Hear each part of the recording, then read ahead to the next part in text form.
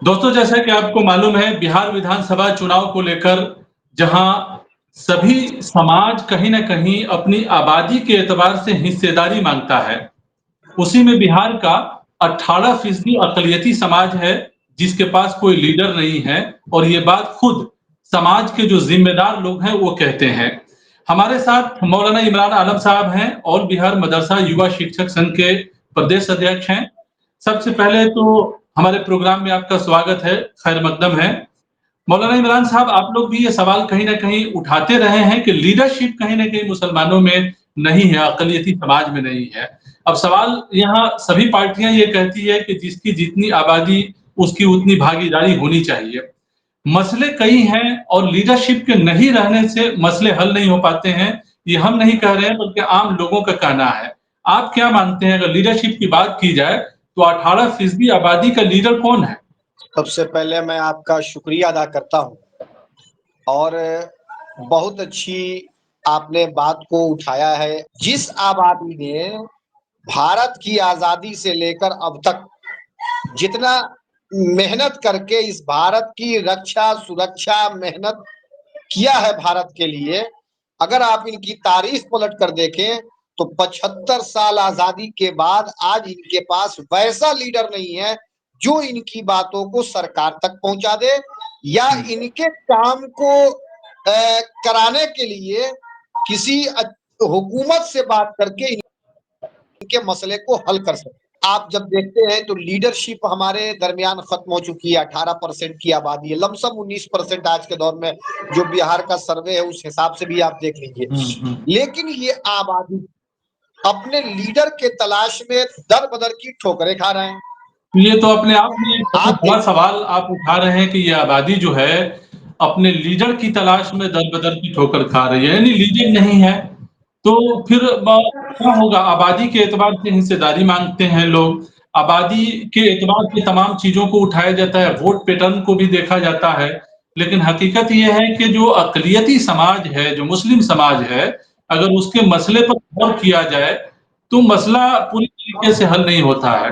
एक तरफ टीचर की बहाली होती है, सरकारी स्कूलों में लाखों-लाख असातिज़ा की बहाली होती है। वहीं मदरसे की अगर बात करें तो 5 साल में एक भी बहाली नहीं हुई है। तो कहीं न कहीं लीडरशिप की कमी तो है ही। क्या मानते हैं आप? देखिए, लीडर की जहाँ तक बात है, आप जब बिहार को ही देखिए ना, 12% वाले कहाँ हैं, 2% वाले कहाँ हैं, 14% वाले कहाँ हैं, 8% वाले कहाँ हैं और 18% कहाँ हैं। अगर आप किसी पार्टी का नहीं, हम अपनी बात कर रहे हैं, ना किसी पार्टी का, ना किसी हुकूमत का, आपको गंभीरता से लेता कौन? अगर ये भारत का संविधान नहीं होता, देश की अदालतें नहीं होती, तो हमें लगता है कि और भी इनको न्याय नहीं मिलता। इसलिए कि जो 19% की आबादी है, अगर आप इसको वोट के हिसाब से ही चलते हैं, तो मान लीजिए कि 9% तो अगर 50% का ही वोट होता है, तो 9% की आबादी तो वोट करती होगी। 9% की आबादी वोट करने वाली है, लेकिन 12% में अगर 6% वोट होता है, तो फिर तो उसका वोट परसेंटेज घट गया। लेकिन इतनी बड़ी आबादी, इसको आप जब देखिए कि आपने कहा कि बहाली की बात हो, मदरसों में बहाली की बात हो, मदरसे के विकास की बातें हो, तो आपको कोई गंभीरता से लेगा, तब ना कोई बात तो कहेगा। गंभीरता से लेगा आपके कैसे? बारे में गंभीरता से सवाल है कि लेगा कैसे? आप इतने बड़े जर्नलिस्ट हैं, आपने बड़ी चीज़ों को देखा है अपनी ज़िंदगी में। आप ये बताइए कि आज के दौर में 20 साल बिहार के अंदर जिस पार्टी की हुकूमत रही, आप बताइए कि कोई वैसा लीडर निकल कर आया जिसके पीछे एक कौम विश्वास कर ले? उन लीडरों का ये कहना है, जो मुस्लिम कायदीन हैं या कायदीन न भी कहें, जो मुस्लिम नेता हैं, उनका कहना है कि समाज जो है कहीं न कहीं उनको मानता नहीं है, लीडर ही नहीं मानता है। तो जिस पार्टी के साथ वो लगे रहते हैं और सटे रहते हैं, उसी पार्टी का कहीं न कहीं डफली बजाते हैं ताकि उनका करियर भी सेट होता रहे। नहीं, समाज कैसे मानेगा? जब आप अपने मफाद की बात कीजिएगा, दिन बचाओ देश बचाओ, क्या हुआ? एक एमएलसी के नाम पर सारा मसला हल हो गया। आप ये बताइए कि इतनी बड़ी आबादी आती है और उस आबादी को अगर छोटी सी चीजों पर ले जाकर आप तोड़ दीजिएगा, तो उनका तो दिल दुखी हो जाएगा। लेकिन 18% की आबादी आज परेशान क्यों है? आपकी कोई बात करने वाला है? आज हमारे मुद्दे को कोई उठाने वाला है? ये तो कहिए कि हुकूमत बिहार के अंदर, बिहार के वजीर आला नीतीश कुमार जी ने इस पर जो परसेंटेज की बात चल रही है 18% की, उन्होंने अपने कहीं अगर काम नहीं किया होता तो शायद किसी अकलियत के नेता ने इतना काम नहीं कराया होता। आज अगर लीडर जाता है हमारा तो ये बोलता है कि अरे भाई क्या बात करते हैं, 8,000 कब्रिस्तान की घेराबंदी हमारे पार्टी ने कराया है, हमारे लोगों ने कराया है, हमारे दौरे इख्तदार में हुआ है। आप बताइए कि 8,000 कब्रिस्तान की घेराबंदी से क्या 18% आबादी का मसला हल हो वो भी गया? 20 सालों में। लेकिन अब यही आप ठहर जाइए कि जब आप देखिए कि जब आप 10 साल का सिर्फ हिसाब लीजिए कि अकलियत का जो बजट रहा, बजट बढ़ा, इसमें कोई शक नहीं, वो तो बजट बढ़ाना ये तो हाई लेवल की बात है। हाई लेवल ने जब बजट आपको दिया तो उस बजट को खर्च कितना किया गया अकलियत पर? बजट बढ़ना जो है बड़ी बात नहीं है, बड़ी बात ये है कि जितना बजट दिया जाता है उतना खर्च भी हो, जमीन पर भी वो मसला उतरे। एक सवाल यहाँ और भी है, ये समाज जो है, मुस्लिम समाज जो है, कहीं न कहीं लीडर उनको मानते हैं जो मज़हबी लोग हैं या मुस्लिम तंज़ीमों के लोग हैं, अक़लियती तंज़ीमों के लोग हैं, उनका कहीं न कहीं सोसाइटी पर पकड़ होता है और लोग उन्हीं को फ़ॉलो करते हैं। ये एक आम ख़याल नहीं बल्कि ये हकीकत भी है। लोग इस बात पर यकीन भी करते हैं कि कोई भी कितना भी पढ़ा लिखा हो, लेकिन लोग जो है उन्हीं को फ़ॉलो करते हैं जो अक़लियती तंज़ीमों के लोग हों। तो सवाल है कि जो संगठन चला रहे हैं या जो मज़हबी लोग हैं वो सियासत में तो आते नहीं हैं और सियासी कायदीन जो है सोसाइटी जो है या बना नहीं पाती है या सियासी कायद जो बनते हैं वो समाज के लिए काम नहीं कर पाते हैं और सियासत में न भागीदारी मिलती है और न मुसलमानों के पास जो है कोई क़यादत उभर कर सामने आता है। क्या कहेंगे?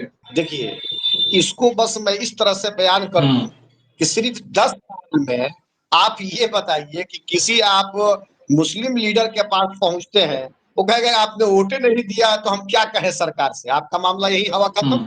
उसके बाद तो ये कहेंगे कि अरे वाह 10-10 सीटें दी, मुख्यमंत्री ने मुसलमानों को उतारा, आपने वोट नहीं दिया। आप एक चीज बताइए कि अगर कहीं 10,000 20,000 वोट आ रहा है तो क्या मुस्लिम वोट नहीं देते हैं? बीजेपी को मुस्लिम का वोट जाता है, 1% मुस्लिम की आबादी ऐसी है जिसका वोट बीजेपी को जाता है, लेकिन वो लोग कहते नहीं है, वो सिर्फ 80 और 20 पर आसानी से बांट देते हैं ताकि 1-2% धीरे से तो मेरे झोले में आ रहा है। लेकिन सवाल सियासत का नहीं है, सवाल हमारे उस क़यादत का है कि जो हमारा कायद है उसने पूर्व में धोखा किया है हमारे साथ।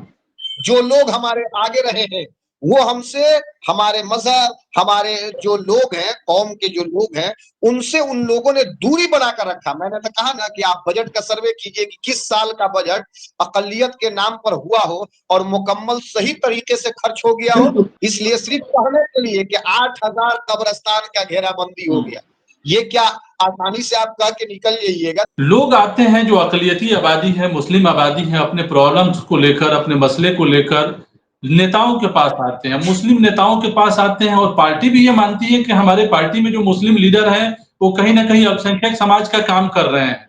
जबकि हकीकत कुछ और है, वो कुछ करा ही नहीं पाते हैं और ना ही एंटरटेन करते हैं, ना उनसे बात करते हैं ठीक से कि उनके मसले को हल किया जाए।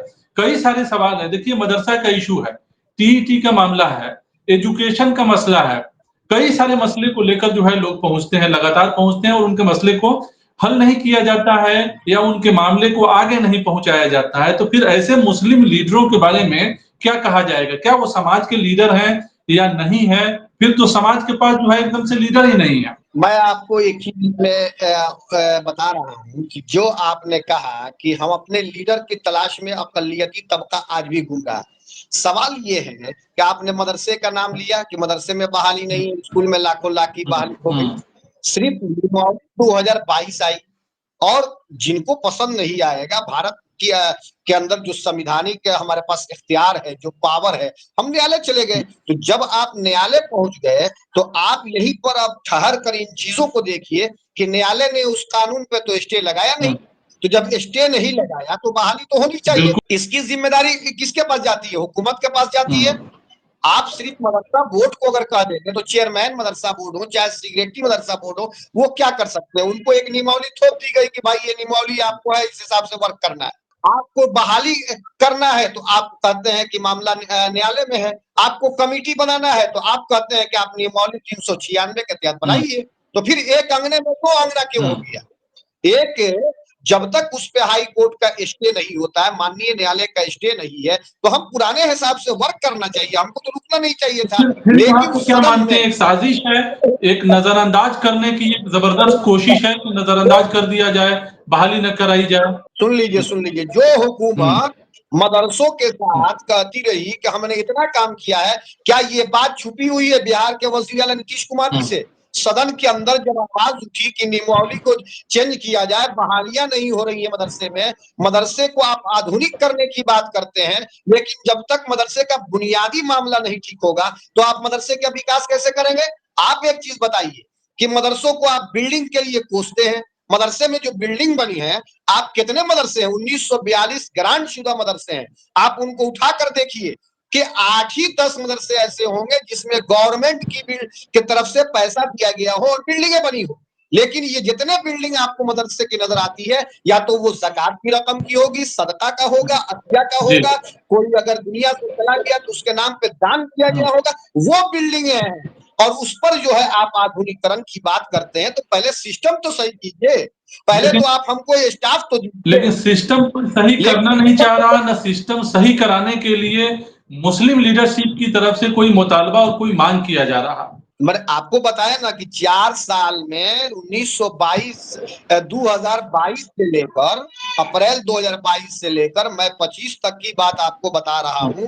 एक माइटी कमीशन के चेयरमैन जो अभी मौजूदा हैं, उन्होंने एक लेटर लिखा है अपर मुख्य सचिव को कि जब मामला न्यायालय में विचाराधीन है तो ऐसी स्थिति में पुराने एतबार से ही बहाली की जाए। जो नियम हमारे लिए बनाया गया, अगर वो नियम हमारे लिए फिट नहीं बैठता है, हमारी कौम उस पर विरोध कर रही है, तो उसको बदलने में क्या दिक्कत है? सब थोड़े बदलना है, उसमें से 2-4 चीजें ऐसी हैं जो नहीं होनी चाहिए, उसको बदलने की जरूरत है। एक यहाँ पे और सवाल चलते चलते कि लीडरशिप का जो मसला आप उठा रहे हैं, ये मसला हल कैसे होगा? आप क्या मानते हैं, क्या रास्ता है? देखिए, इसमें लोग तलाश रहे हैं कि हमारा लीडर कौन हो, लेकिन अब ये कौम जो हमारे 18% की जो आबादी है, अब ये सोच रही है कि हम अगर उनके पीछे जाते हैं तो हमारी भीड़ दिखाकर वो अपना काम बना लिए। कभी आए एमएलसी हो जाइए, कभी आप एमपी हो जाइए, कभी किसी बड़े पद पे चले जाइए। तो बार्गेनिंग जो हुआ है, ये इससे लोग परेशान हैं। अब तो और लोग ये सवाल चीज उठा अब रहे हैं, लोग, अब तो लोग सवाल उठाने लगे हैं कि हमारे मसले अगर हल नहीं हो रहे हैं तो कहीं ना कहीं मुस्लिम लीडरशिप जिम्मेदार है। अब तो लोग कई सवाल तो हम लोगों से बात करते हुए लोगों ने उठाया है। नहीं नहीं, तो इसमें कहीं आपको दिक्कत लगता है? सारी चीजें तो दिखती हैं, ये तो दिख रही है क्या, तो क्या हम लोग करते क्या है? लीडरशिप जो है, जिस लीडरशिप की हम लोग बात कर रहे हैं कि अक़लियती आबादी के बीच में, माइनॉरिटीज के बीच में जो है, या मुसलमानों के बीच में जो है, क़यादत की जो कमी है, नेतृत्व की जो कमी है, ये मसला कैसे हल होगा आपके हिसाब से? देखिए, इनको एक प्लेटफार्म पे आके सारी चीजों से ऊपर उठकर जो डिवाइड बांटो और शासन करो, जो अंग्रेजों का जो रूल रहा, तरीका रहा है, डिवाइड एंड रूल, बांट दो, इनको इधर कर दो, इनको जात के नाम पर, इनको बिरादरी के नाम पर, इस पर सारी चीजें आकर टिक जाती है कि 1% वो खींच लिए, 2% ये खींच लिए, 2% वो खींच लिए, ताकि ये जब छिटा के रहेंगे तो इनकी अक्सरियत नहीं आएगी। और जब इनकी अक्सरियत नहीं आएगी तो सारी चीजें कंट्रोल में इनको रखा जा सकता है। बस मिशन यही चलिए होता है। अगर हुकूमत इस काम को नहीं की होती तो शायद अकलियत का कोई वैसा लीडर नहीं है 10-15 साल में, हमको ये बताइए कि कोई ऐसा मुद्दा हो जिसको अपने से वो कराया। मदरसा जब 609 की बात आती है तो पिटाई हुई शिक्षकों की, तो बिहार के वजीर आला नीतीश कुमार जी जब न्यूज में देख लिए तो उन्होंने कहा कि भाई मौलवी साहब लोगों का कल्याण कर दो, क्या अब तक हमको ठगा गया। आप उठाकर देखिए अकलियत का कितना बजट था, कितना खर्च हुआ, किस चीज में हुआ? सिर्फ कब्रस्तान के नाम पर, शमशान के नाम पर। अब ये कौम एक मने है, आप सोचिएगा कि इस कौम को फिर लुभा लें तो ऐसा कुछ नहीं होना है। और कोई डरता भी नहीं है, भारत किसी की जागीर थोड़े है। आप बताइए, देश के प्रधानमंत्री से क्या दिक्कत है? कोई दिक्कत नहीं है। हाँ, जिस सरकार ने वर्क नहीं किया है, उससे तो सवाल होना ही चाहिए। ज़ाहिर है। जो काम करेगा सारे लोग उसके साथ हैं, जो काम नहीं करता है, उसके साथ लोग नहीं चलिए, हैं। बहुत शुक्रिया हमसे बात करने का। तो ये थे मौलाना इमरान आलम साहब, ऑल बिहार मदरसा युवा शिक्षक संघ के प्रदेश अध्यक्ष हैं, जिनका मानना है कि जो काम करेगा, ज़ाहिर है, उसके साथ जो है लोग खड़ा रहेंगे। लेकिन यहाँ बड़ा सवाल मुस्लिम लीडरशिप का भी है कि मुस्लिम लीडरशिप कहीं न कहीं वो कमज़ोर हुई है, नाकाम हुई है। तो ऐसे में लीडरशिप उभर कर कैसे सामने आएगा? सवाल सबसे बड़ा यही है। और जब तक अक़लियती लीडर मुस्लिम जो लीडर्स हैं, जो नेता हैं, इस बात को नहीं समझेंगे, तब तक अक़लियती समाज का भला होने वाला नहीं है। हाँ, ये ज़रूर है, जिस तरह से मौलाना इमरान आलम साहब कह रहे हैं कि संविधान में जो हक है, उस हक को जो है कोई भी सरकार जब किसी भी सूबे में बनती है, तो वो हक जो है अक़लियती समाज को मिलता है। अलग से अगर उनके जो मसले हैं, वो भी हल हो, तो इस सिलसिले में मुस्लिम लीडरशिप को बेदार होना पड़ेगा। बहरहाल इस प्रोग्राम में इतना ही। हमें दीजिए इजाज़त। शुक्रिया।